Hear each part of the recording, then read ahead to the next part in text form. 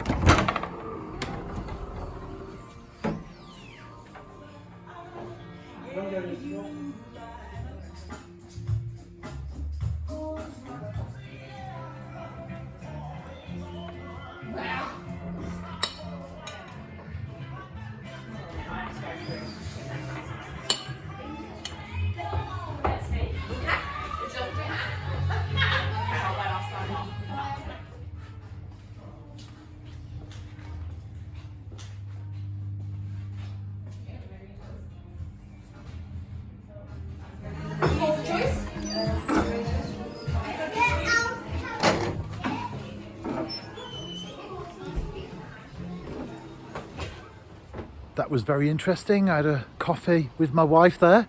And of course, it's mining subsidence if you're wondering why the building looks the way that it does. Because we're in South Staffordshire, and not only the South Staffordshire coalfield with the major collieries that used to exist, but there are also lots of smaller ones as well.